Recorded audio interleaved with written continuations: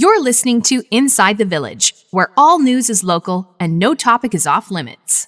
So help me, Bob, it's bully in the alley. Hey, bully in the alley. So help me, Bob. Welcome to Inside the Village. I'm Scott Sexsmith with Michael Friscolanti, Editor-in-Chief here at Village Media. Inside the Village brought to you by our good friends at True North Mortgage. True North Mortgage, where you'll get great advice, save a pile of cash, lots of other things too.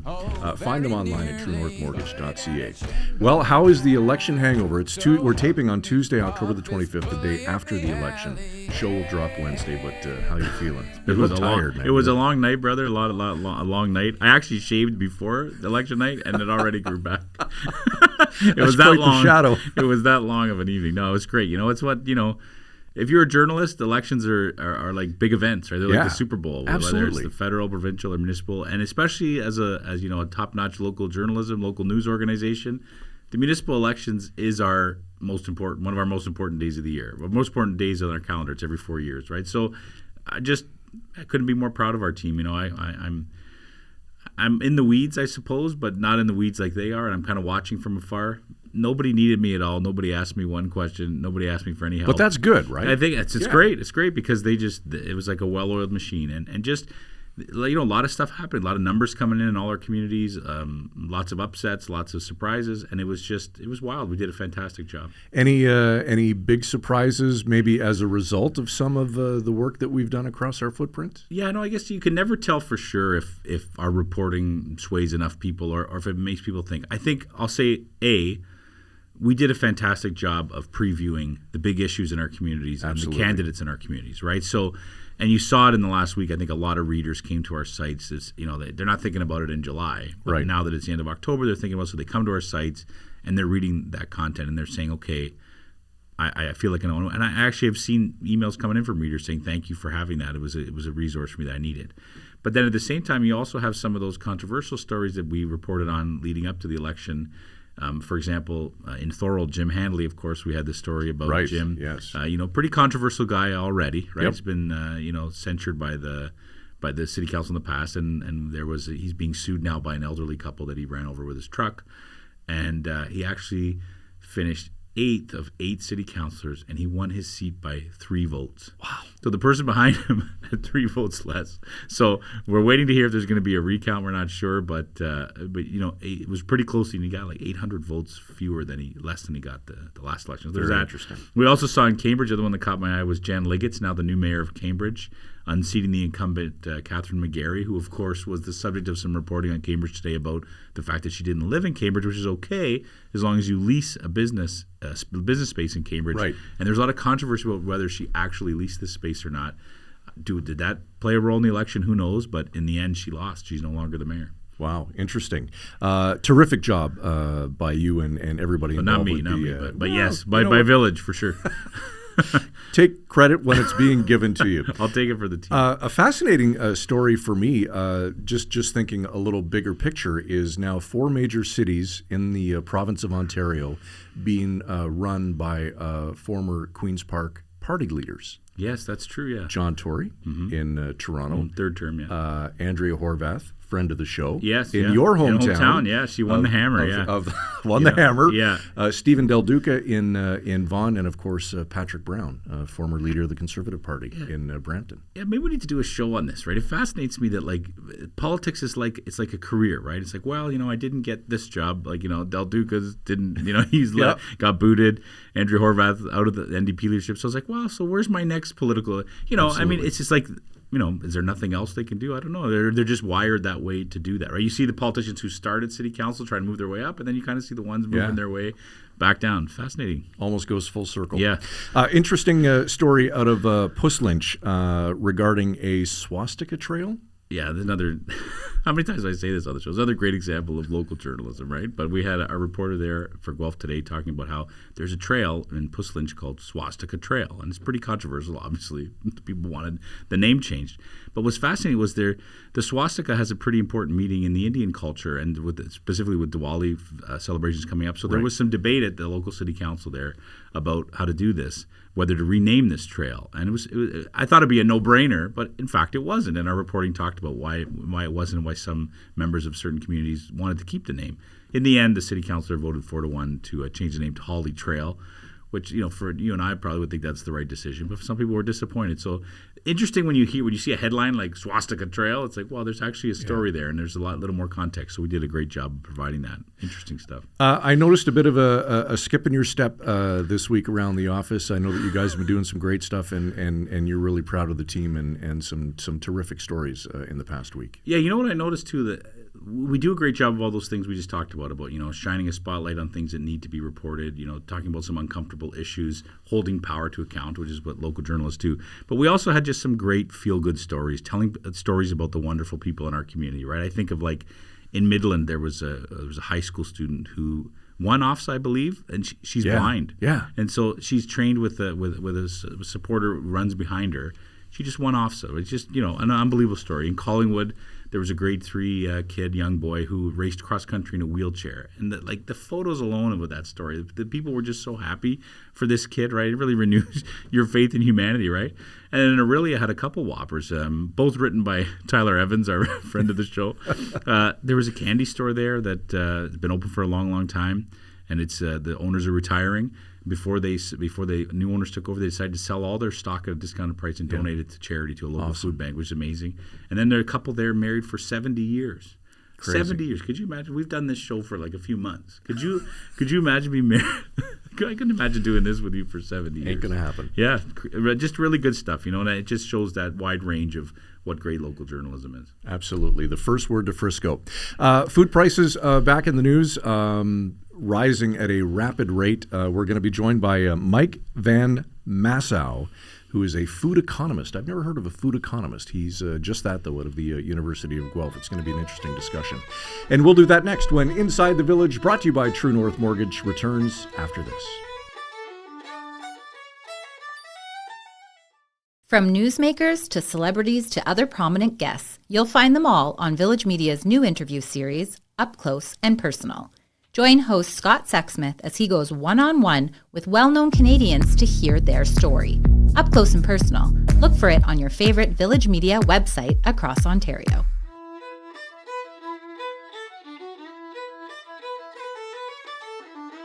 Welcome back to Inside the Village, brought to you by True North Mortgage, where you'll get great advice and save a pile of cash. You can find them online at truenorthmortgage.ca. With Michael Friscalanti, editor-in-chief here at Village Media, I'm Scott Sexsmith. We're pleased to be joined on the program now by Mike Van Massow, a food economist at the University of Guelph. Mike, welcome to the program. It's great to have you here today. Thanks for having me. Mike, thanks again for joining us. I appreciate it, especially on short notice. We're all reading the news yesterday about the Competition Bureau's announcement that they've launched basically a study into the highly concentrated grocery sector in Canada and whether that's contributing to what we're all seeing at the grocery store, skyrocketing prices. I guess we'll start in a general sense, Mike. What caught your eye? What was your initial reaction when you saw that news release? Well, I wasn't surprised. I think that we've seen lots of noise around food price inflation. We'd seen some activity at the at Parliament with the NDP, federal NDP, coming out and saying we should investigate this. There is going to be a parliamentary committee to look at it. So I think there was some political will to look at this.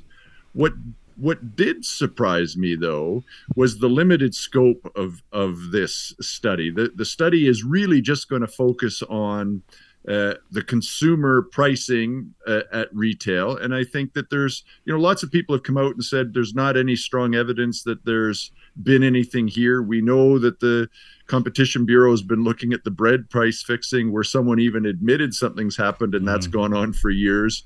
So I'm surprised that they said, no, we're only going to look at that, and we're not going to look at the relationship between suppliers and retail, where there's been a lot more discussion of these retailers wielding their market power, like sort of taking advantage of the concentration and share that they have. So not surprised they did this, not sure they'll find a whole lot, and a bit surprised that they limited it. It's interesting what you said. You think this is more than a political decision, like more an optics thing than an actual fact-finding mission? Well, I think they are. I mean, again, I think they are going to legitimately go try and find something. What I'm saying is I'm not sure that there's a whole lot there to find. Mm-hmm. And even if there is something there to find, it'll be very difficult to find evidence that it went on. So I'm very supportive of getting out and helping people understand the reasons that food prices are going up, but I'm not sure that this study will find anything. So, Mike, the price of food has been going up at a faster pace than the overall rate of inflation for about 10 months now. Is there an end in sight, or is this the new normal? Well, I'm not sure it's the new normal. Like, I don't think we're going to see 10% increases in prices forever. But I do think that we're likely to see price increases continue for the next few months for a variety of reasons: low Canadian dollar, ongoing war in Ukraine, going to winter, and starting to get produce from the southern U.S. where it's very dry. So I hate to be sort of Debbie Downer here, but I'm not that optimistic in the short run about relief. Mm-hmm. You mentioned some of those reasons, but can we speak to that? I mean, the average person is in the grocery aisle with their cart, and some of the prices are astronomical, right? When you think, holy cow, what I paid for chicken, for example, 2 years ago, it's gone through the roof. What are some of the reasons that you would say to a person who asked you, Professor, why this is happening? Well, it's easy to blame the retailer, right? Because that's who we're giving our money to. Mm-hmm. But the truth is that the war in Ukraine has limited the export of wheat and vegetable oil, or at least oil seeds from the Ukraine, which has raised the global price of those products. So we're seeing vegetable oils, bakery products go up. It's also seen fuel prices go up, and almost all of our food gets shipped on trucks, so that impacts across the board. We've seen weather events. Last year, Western Canada was very dry. This year, most of the Midwest of the U.S. was very dry, and so there are a variety of things, sort of a perfect storm of impacts all happening at the same time, which is making this worse than usual.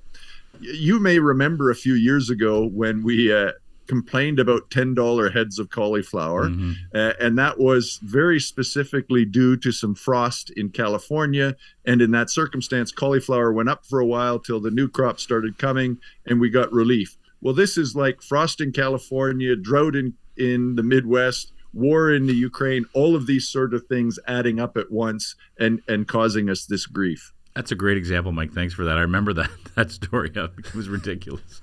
But you mentioned retailer gouging. Is there some of that going on? I mean, sometimes I do wonder, man, how can they be charging this much? They must be making some money here. Well, let me first say they are making money, and in fact, they're making more money than they've made before. A big part of that is that restaurants have been, if not closed, at least reduced, and that's now compounded by the fact that food prices are going up, so many of us are choosing to eat out less. So the overall share of the food dollar has gone up, and that's, I think, a big part of why profits are going up. There's not a lot of evidence that retailers are taking advantage of the fact that prices are going up and putting up their prices more than that. Despite the concentration we see, there is still a lot. There's still a lot of competition between these retailers to get people in the door. Where I do think that there's been some pressure is back to suppliers to say, you either need to take a price cut, or you need to pay these additional fees. And that's been a way that they've been able to maintain their margins, or maybe even grow their margins. So I'm not saying the retailers are angels here by any stretch. I'm just not sure that we're seeing evidence that they're unnecessarily gouging consumers. Mike, speaking of retailers, read a few weeks ago that Loblaws announced that they are freezing prices of their no-name product line through till January. Then I saw a competitor come out and say, yeah, but that's standard practice in Q4 every year. Is that just a marketing ploy? Well, first, I'm not going to look a gift horse in the mouth. If they're telling us they're going to freeze prices on something for a little bit, to me, it doesn't give us relief from the pressure we've had in the past, but it gives us a little bit of insurance or a buffer going forward. It's not a huge share of the marketplace, and it's not all products, and it's not forever. So I can understand the cynicism as to the timing and the fact that they did an advertising campaign, but the truth is, it will help some people, particularly people who are already buying at the low end of the price range, which is where those no-name products sit. But this isn't completely altruistic. There was some attempt to, get some attention and maybe head off some of the critiques coming from Parliament Hill. So it was maybe a bit self-serving, but there is actually some benefit. The reality here, too, is these types of price increases that we've seen are impacting people who are struggling, right? More than anybody. They're impacting people who are already on the margins, who are already struggling to pay their grocery bills every month. You're a food economist, Mike. I don't know if it's a fair question, but what advice, direction can we give people who are in that bracket, who are struggling to already pay their grocery bills and now seeing the prices just go up and up? Well, Michael, you make a great point. Is people who are struggling to start with are also struggling with the cost of fuel, struggling with the cost of housing, all of those sorts of things. They're making choices between paying the bills or buying food, and for them, it's harder to adjust. I'm lucky. I'm gainfully employed. I have a good salary. I'm making adjustments in my purchasing behavior based on inflation. But some people at the margins have made all of the adjustments they can. Mm-hmm. And so in those cases, in the end, it becomes a little bit making choices as to what bills to pay, and in some cases eating fewer calories. And I think that's a tragedy. Mm-hmm. I appreciate that, Mike. It kind of gives us food for thought, pardon the pun, but when things like this happen, it also makes you wonder about the way we take food for granted, that we take our groceries for granted, that you walk into No Frills or Rome's or wherever you go shop, that it's going to be there, right? And I wonder if times like this sort of make us think if there's other ways for us to be dealing with food security, dealing with where we get our groceries. Is that a conversation we need to be having, Mike? Well, I think it is a conversation we need to be having. And I think as we look back over the past few years, both with price inflation and with the disruptions of COVID, what to me is a profound success is the food system bent, but it didn't break. We were never in a case where there was no food available. And to me, food security in Canada isn't about not having access to food. Food security in Canada is an income issue. And I think we need to be having that discussion, and we need to look, frankly, at the people who are the working poor, the people on disability, the people who are on Ontario Works and those sorts of things, and saying, are we providing enough to give them a reasonable access to food? So yes, it's a discussion we should be having, a long-winded answer. It is a discussion we should be having, but frankly, I'm not sure it's about having enough food. It's about making sure that the people who are vulnerable have enough money to buy the food that's available. I just saw a picture on Twitter this morning from a grocery store in Southern Ontario that featured a head of iceberg lettuce for $6.79. Wow.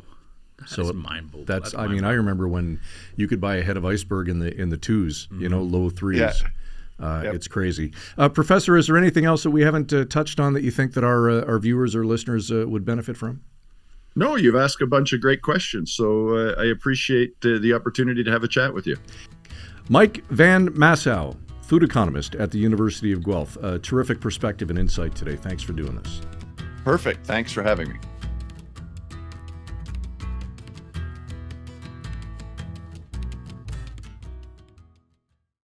Reporters, editors, and journalists who go the extra mile to get the story and get it right. Go behind the scenes with those who cover the stories that matter most to you and your community. Look for it in the Village Features section of your favorite Village Media website across Ontario.